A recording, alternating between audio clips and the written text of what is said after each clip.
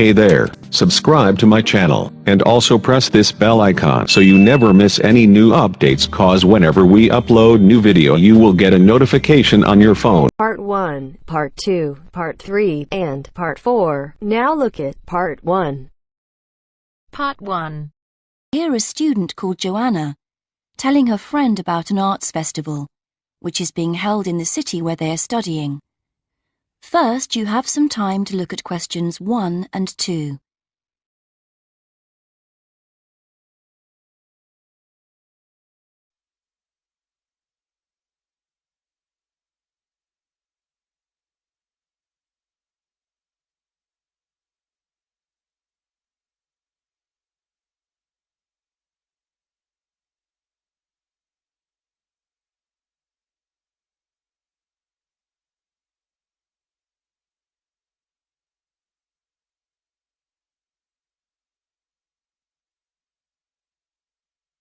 Now we shall begin. You should answer the questions as you listen, because you will not hear the recording a second time. Listen carefully and answer questions 1 and 2. Hi, Joanna.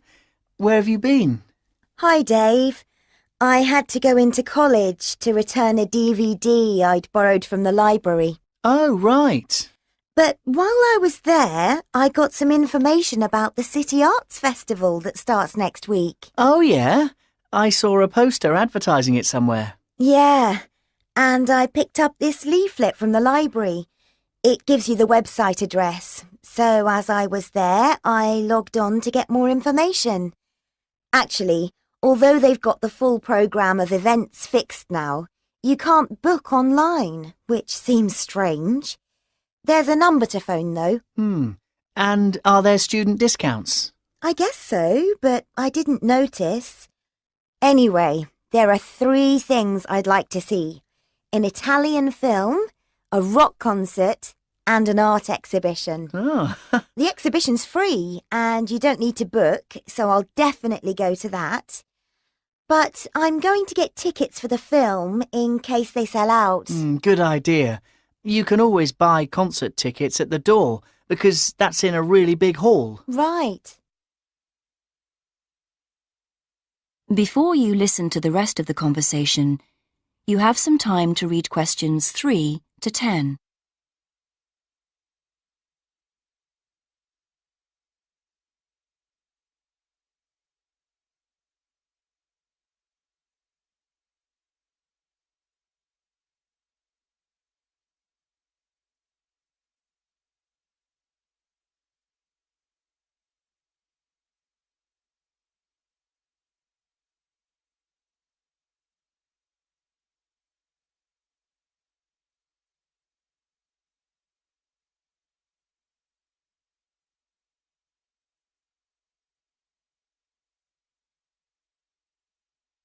Now listen and answer questions 3 to 10. So, when does the festival actually start? Well, it's usually held the first week of October, but it's earlier this year for some reason. The opening night is September the 20th, and events go on till the end of the month. And have you got that phone number? Yeah, it's here. Look, it's 0967 990 776. OK, I'll write it down. 0967 990 776. Thanks. I thought the local council made a profit from the festival, but it says here that there's a commercial sponsor. It's a local bank. I didn't know that. Neither did I. What other events have they got on?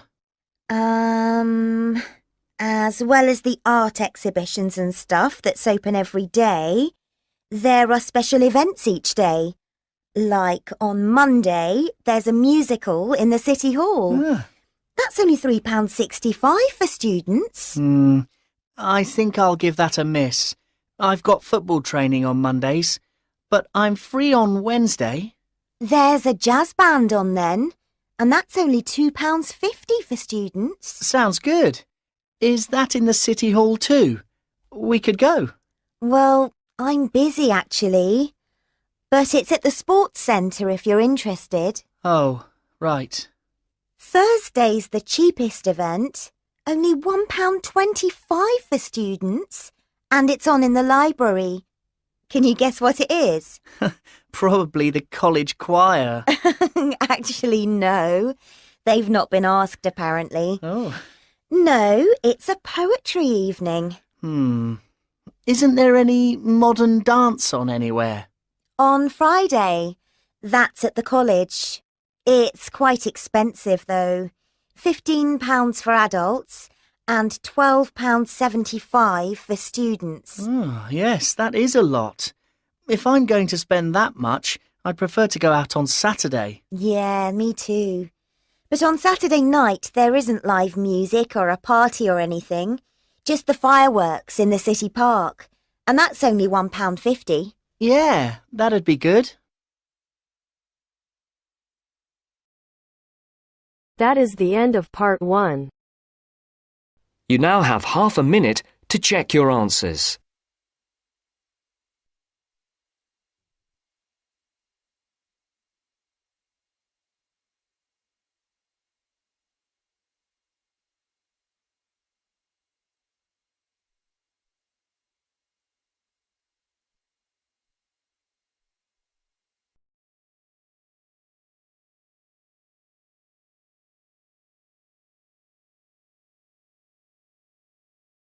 Now turns to part 2. Part 2. You are going to hear a conversation between a student and a driving instructor. First, look at questions 11 to 14.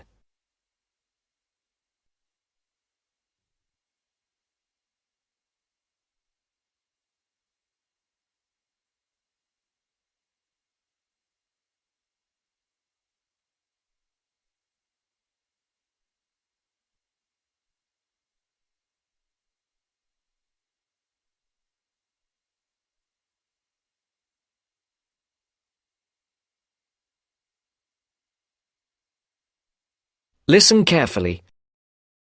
Hello, I'm going to be your driving instructor today. Are you ready to begin? Hi, hope you don't mind. It's my first time driving a car. Of course not. That's my job. I teach people like you how to become a safe and responsible driver. So let's begin. Remember, the most important rule of driving: safety first. There are some steps to follow. First, you should put on your seatbelt. You should always remember to do that. In case of an accident or emergency, having a seatbelt on is of utmost importance. Okay, I have my seatbelt on. Now what should I do? Start the car. Good. Now make sure that the steering wheel is in the proper position and that your seat is not too far or not too close to the pedals. I'm all ready to go. Should I shift into first gear? Don't forget to put the parking brake down. You don't want to drive with that up. Oh yeah, I almost forgot. If I have the parking brake on, I won't be able to accelerate. Yes, that's right. Now put the car in reverse and slowly back out of the parking space. Good. Put the car in first gear. When should I shift? Is it better to shift slowly or quickly? You can shift whenever you feel is appropriate. This means shifting should occur smoothly. Do not shift too slowly or you will stall. Shifting too fast will waste gas. Shifting is simple. Just remember to shift smoothly. To shift, you will have to push the clutch and then push the gas pedal. Before the broadcast continues, look at questions 15 to 20.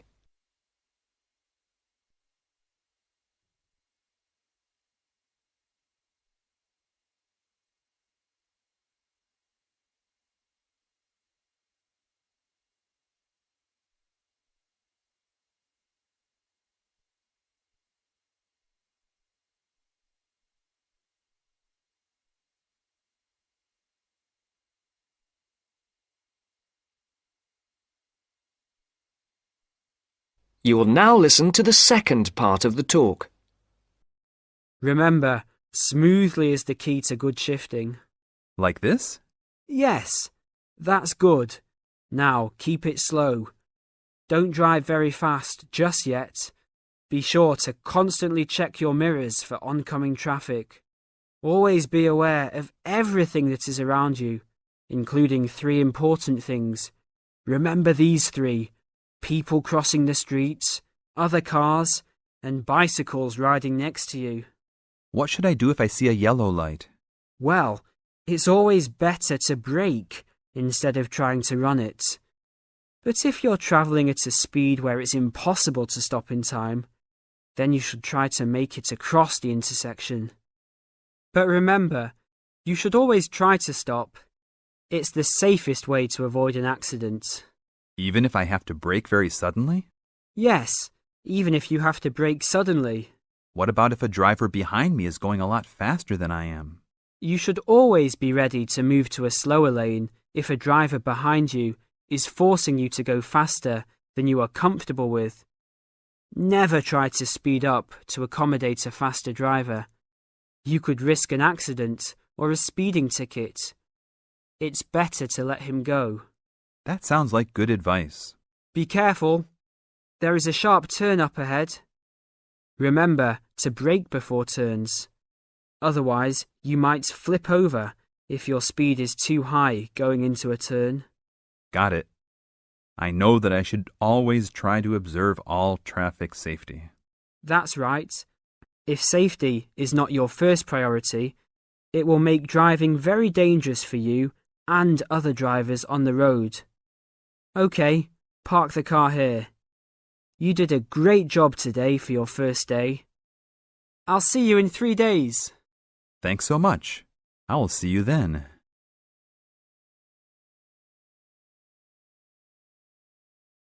That is the end of part 2. You now have half a minute to check your answers.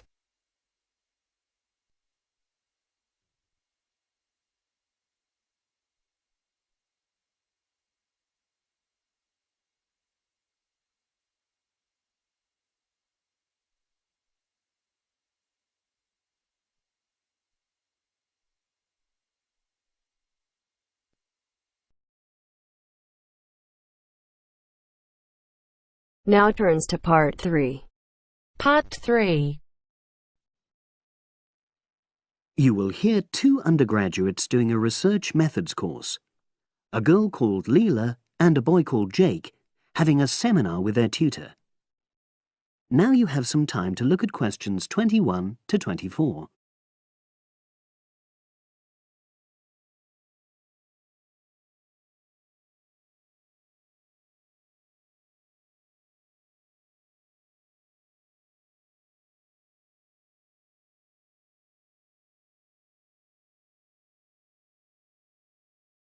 Now listen and answer questions 21 to 24. So, the task I gave you both was to choose an article about a small-scale research project. Yes. You were then required to try to reproduce the research procedures in your own context, i.e. try it out for yourselves. Yeah, and that's what we've done. Great. So I'd like you to tell me a bit about the article and why you chose it. Well, the article's written by 2 university lecturers who had started using crosswords to help their students revise terminology for exams. And the crosswords were designed and set on computers. And we selected the article because, well, it seemed an accessible topic, even though we weren't familiar with the technique. You know, using IT to design crosswords for higher education. That's a good reason. So these lecturers wanted to see how well this innovation was received by their students. Yes. So how did you go about reproducing the research? Well, we drew up a list of terms from one of our own modules and designed a crossword for revising these terms. Then we asked our classmates to try out the crossword and give us feedback, their opinions on how they felt about using the technique. Was it easy to find participants? It wasn't easy at first, but then we convinced them that by taking part in the research, They were actually benefiting themselves by preparing for an exam which is coming up later this term. And it worked. Good. So how did you find out what the students thought about doing the crosswords? A questionnaire. The original article used a 2-page long questionnaire. There were lots of excellent questions on it, but the whole section on difficulties using IT is now obsolete.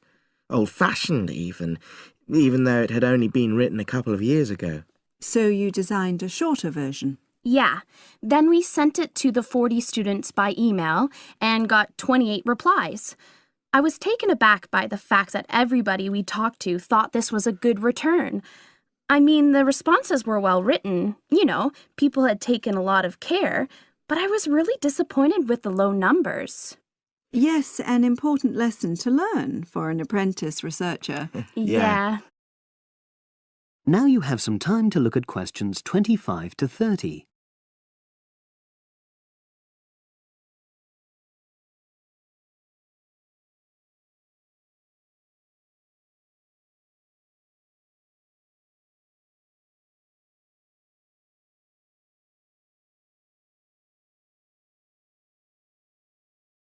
Now listen and answer questions 25 to 30.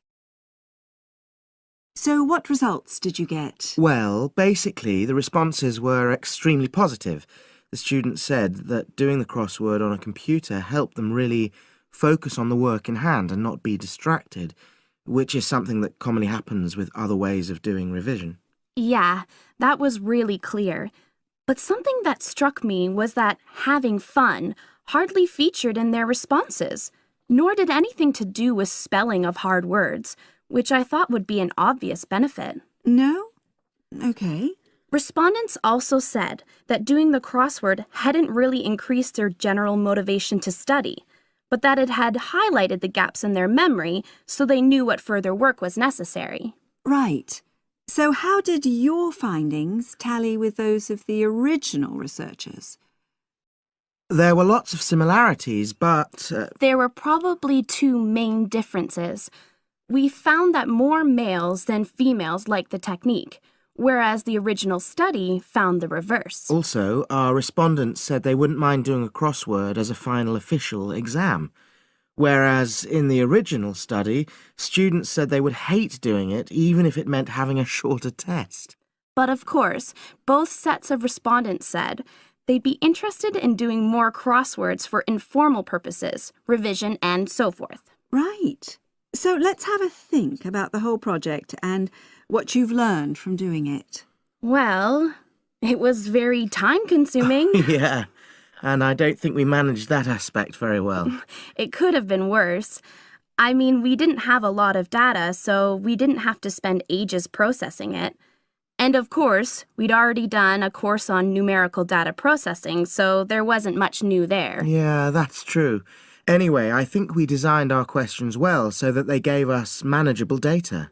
Yeah, it really helped having the original study to guide us, as it were.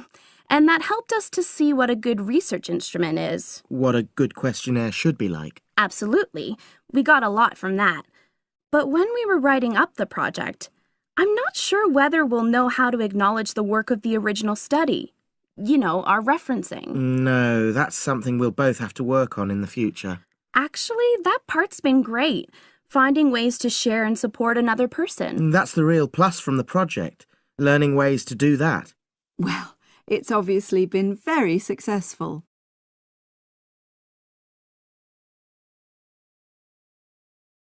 That is the end of part 3. You now have half a minute to check your answers.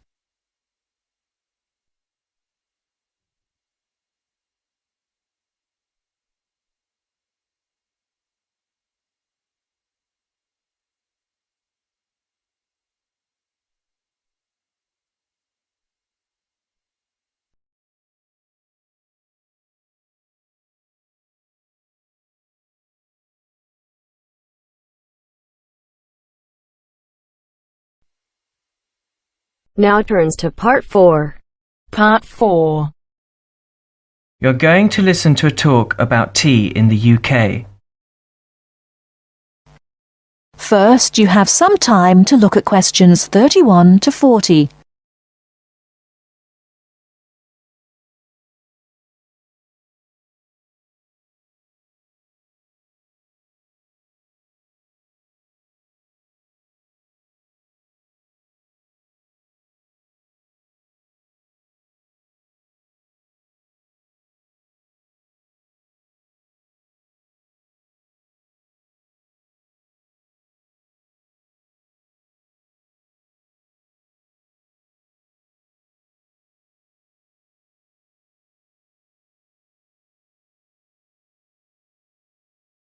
Now listen carefully and answer questions 31 to 40. During the 1930s, there was a popular song which had the title "Everything Stops for Tea," and to millions of British people, a restful cuppa is still an ideal way to relax for a few minutes from the rigours of the day. The English custom of drinking tea has its roots in the 17th and 18th centuries. When first imported to Britain, the exotic cha, or cha, as the Chinese tea was variously called, was considered a man's drink to be enjoyed with colleagues at London coffee shops. These were popular meeting places for many walks of life: politicians, lawyers, poets, actors, and writers. Many London clubs began in this manner, and the famous Lloyd's Insurance underwriters started out as Lloyd's Coffee House. In 1706, the first coffee house that offered tea was Tom's Coffee House, owned by Thomas Twining. He realized that he needed to introduce an added attraction to compete with the many other coffee houses in London, and tea was rare, exotic, and extremely expensive. With these credentials, tea became an exclusive drink and enabled Twining to open a tea shop under the sign of the Golden Lion in the Strand. By the 18th century, the ladies of the more affluent classes were going China mad, using tea as an excuse for displaying their extravagant purchases of Chinese porcelain and Dresden tea sets.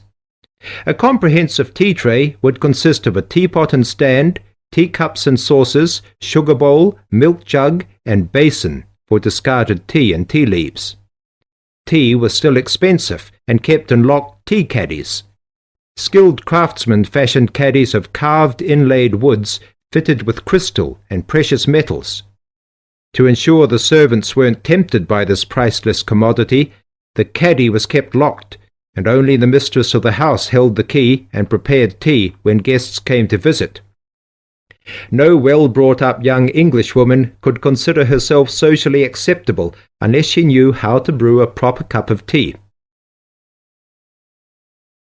As the 18th century progressed, changes in commerce and working hours resulted in the main meal of the day being taken much later in the evening. The prospect of lasting from breakfast until evening did not appeal to the Duchess of Bedford, who is usually credited with being the first to alleviate late afternoon hunger pangs by introducing a small 4 o'clock meal served with tea. With time, the light, wafer-thin toast or delicate white bread gave way to exotic fillings like tomato and egg, cucumber, chicken, or potted shrimps, followed by buttered scones, crumpets, or elegant pastries. The popularity of tea continued to spread, but it was not until 1839 that the first shipment of Assam Indian tea was landed in Britain. A healthy trade with India was soon established, and tea clippers, like the Cutty Sark, now a museum in a dry dock at Greenwich, were reaching the peak of their sailing days. In 1879, the first limited shipments of Ceylon tea began to arrive, and by 1880 this had been firmly established alongside Indian and China teas, giving the broad range of teas that are available today. There have been few changes in 3 centuries of tea trading. London is still the centre, and indeed Twining still has a shop on the site of the original Tom's Coffee House at 216 The Strand. The name Twining has been linked with tea for over 280 years, Indeed, it was Richard Twining, in his capacity as chairman of the dealers of tea, who in 1784 persuaded Prime Minister William Pitt to reduce the high tax on tea, making the beverage more accessible to the general public. That is the end of part 4. You now have half a minute to check your answers.